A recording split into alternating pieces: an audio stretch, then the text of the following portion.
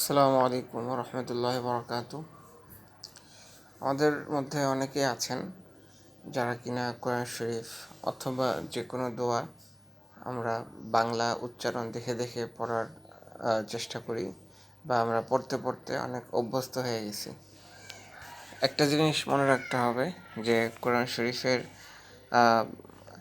আক্ষরিক যে উচ্চারণ, সে উচ্চারণের সাথে বাংলা উচ্চারণের কখনোই মিল হবে না। আগুন যেমন পানির সাথে কখনোই একসাথে থাকতে পারে না, ঠিক একই রকমভাবে কোরআন শরীফ এর বাংলা উচ্চারণ এবং আরবি উচ্চারণ এটা কখনোই মিল হবে না। তো যদি আপনি বাংলা উচ্চারণ দেখে দেখে কোরআন শরীফ পড়তে চান, তাহলে বিভিন্ন জায়গায় অর্থের পরিবর্তন হবে। তো আসুন একটা আর্টিকেল এটা নিয়ে আমি একটা আর্টিকেল খুঁজতে খুঁজতে পেয়েছি। সেখানে অনেক মুফতি কারামের কথা এখানে উল্লেখ আছে। সে আর্টিকেলের মধ্যে দেখি সেখানে কি আলোচনা করছে। বিসমিহি তাআলা। অনেকেই আরবি উচ্চারণ বাংলায় লিখে দিতে বলেন, তাদেরই আবদার সহি না। আরবি উচ্চারণ বাংলা অক্ষর দিয়ে লেখা সম্ভব হয় না, কেননা আরবি উচ্চারণ বাংলা লিখে পড়তে চাইলে কখনো সহিভাবে পড়া সম্ভব না। তাই মুফতিয়ানে কেরাম বাংলা উচ্চারণ লিখা, পড়া, বাংলা উচ্চারণ লিখে কিতাব ছাপানো, ওই কিতাব বিক্রি করা বা ক্রয় করাকে নাজায়েজ ফতোয়া দিয়েছেন। বিষয়টা একটু লক্ষ্য করেন যে মুফতিয়ানে কেরাম বাংলা উচ্চারণ লেখা, পড়া, বাংলা উচ্চারণ লিখে কিতাব ছাপানো, ওই কিতাব করা বিক্রি করা বা ক্রয় করাকে নাজায়েজ ফতোয়া দিয়েছেন। তো আমাদের এ বিষয়ে একটু সতর্ক থাকতে হবে। দেখি সামনে কি বলে। তাই আমরা নিজেকে এবং অন্য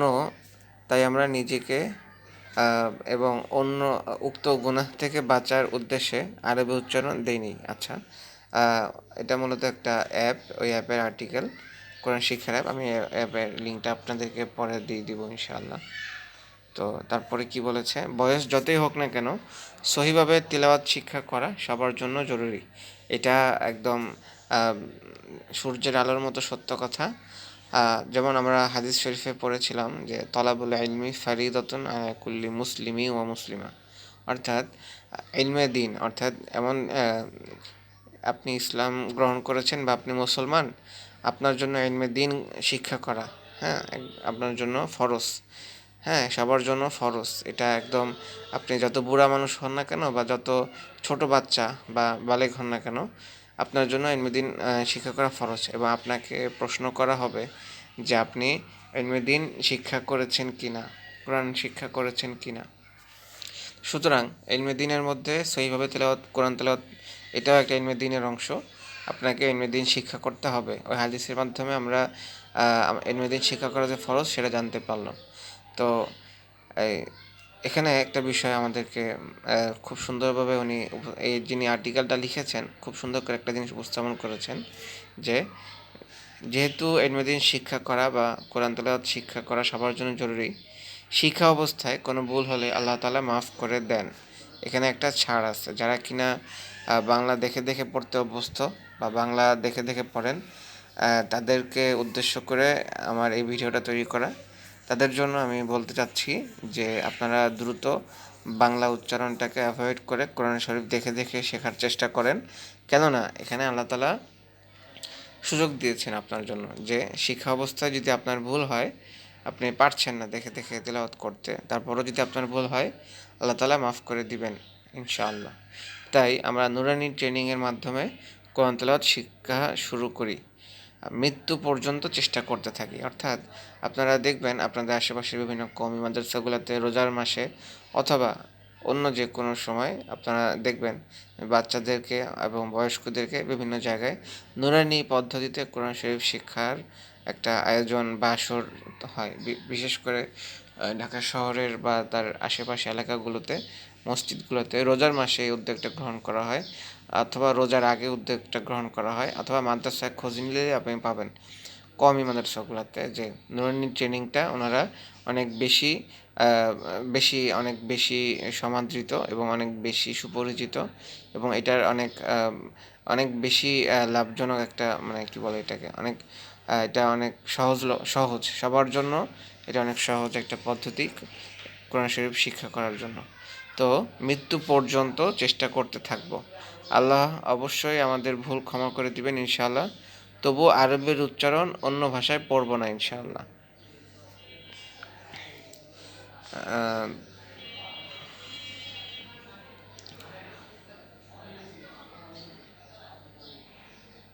তো এখানে আর্টিকেলের পরের অংশটুকু দেখি। মোনাজাতে মাকবুলে যে অর্থ দেওয়া আছে তা নিজের মতো করে পড়লেও দোয়া হয়ে যাবে। আমরা সকলের দিকে লক্ষ্য রেখেই যতটুকু সম্ভব সাবলীল ভাষা ব্যবহার করেছি। আচ্ছা, সুবহানাকা লা ইলমা লানা ইল্লা মা আল্লামতানা ইন্নাকা আনতাল আলিমুল হাকিম। এখানে একটা দোয়ার কথা বলা আছে। এই দোয়াটা কোরআন শরীফ থেকে নেয়া, সূরা বাকারার ৩২ নং আয়াতের অর্থ হচ্ছে, হে আল্লাহ, আমরা তোমার পবিত্রতা ঘোষণা করছি। তুমি আমাদেরকে ইলম শিখিয়েছো বা জ্ঞান শিখিয়েছো, তাছাড়া আমাদের কোনো ইলম নেই। আসলেই তো আল্লাহ তাআলা ছাড়া আমাদেরকে আর কেউ ইলম শেখানোর মতো নাই। আল্লাহ তাআলাই আমাদেরকে ইলম শিখিয়েছেন। আমরা নিজ ইচ্ছা শিখতে পারি নাই। যতটুকু শিখেছি ছোট থেকে এ পর্যন্ত সব কিছু আল্লাহ তাআলার ওসিলায় এবং আল্লাহ তাআলাই আমাদেরকে শিখিয়েছেন। নিশ্চয়ই তুমি সমস্ত ইলম ও হিকমতের অধিকারী। আল্লাহ তাআলাই সমস্ত জ্ঞান এবং হিকমতের অধিকারী। তারপরে আরেকটা দোয়ার কথা বলা আছে যে আল্লাহ তাআলা বলেন, মানে এটা একটা দোয়া, রব্বি ইয়াসসির ওয়ালা তুআসসির ওয়াতাম্মিম আলাইনা বিল খাইর, এর একটা দোয়া।